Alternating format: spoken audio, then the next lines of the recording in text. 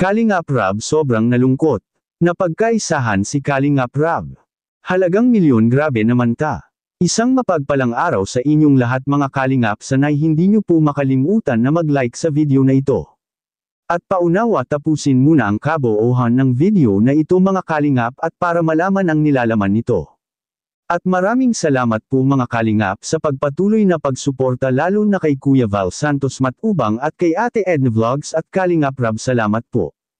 Grabe naman ito, Kalingap Rab na pagkaisahan. Milyon pa ang halaga, pero bago yun mga Kalingap ay pag-usapan muna natin mga Kalingap ang patungkol sa kabaitan ni Kalingap Rab.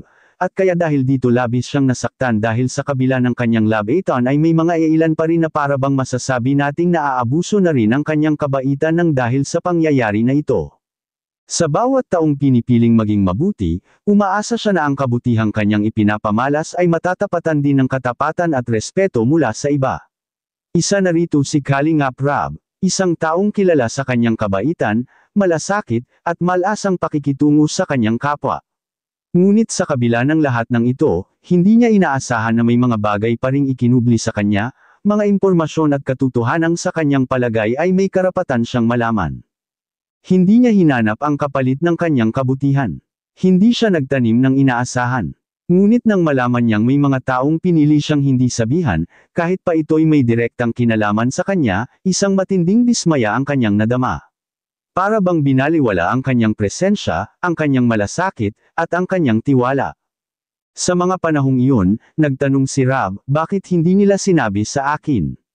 May ginawa ba akong mali? Hindi ba ako karapat-dapat pagkatiwalaan? Mga tanong na walang tiyak na kasagutan, ngunit patuloy na bumabagabag sa kanyang damdamin. Ang sakit ay hindi dahil sa nalaman niya ang katotohanan, kundi dahil hindi siya naging bahagi ng proseso ng paglalantad nito. Ang dismayang kanyang naramdaman ay hindi simpleng tampo. Isa itong pagsabog ng damdaming matagal niyang itinago, ang lungkot, pagkabigo, at ang pagkakaramdam ng pagiging outsider sa mga bagay na akala niya'y bahagi siya. Doon niya napagtanto na hindi lahat ng kabutihan ay nabibigyang halaga, at hindi lahat ng kabaitan ay sapat upang magbigay daan sa katapatan.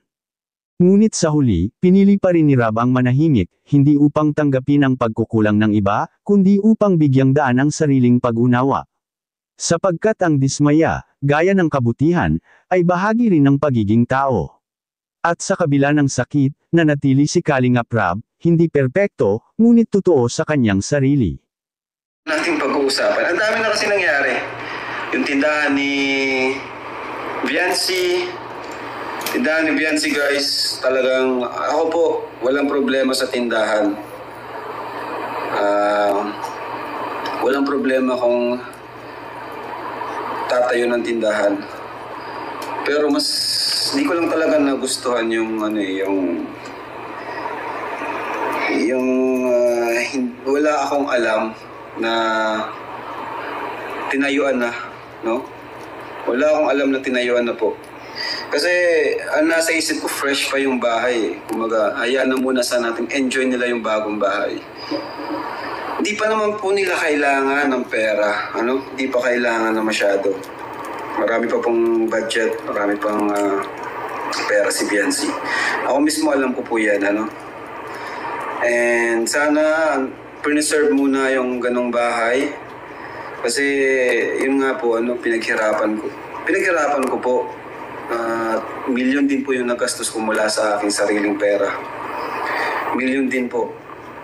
And syempre, sina-supermap, lahat yan, akong kausap, ako yung nag-absorb ng lahat.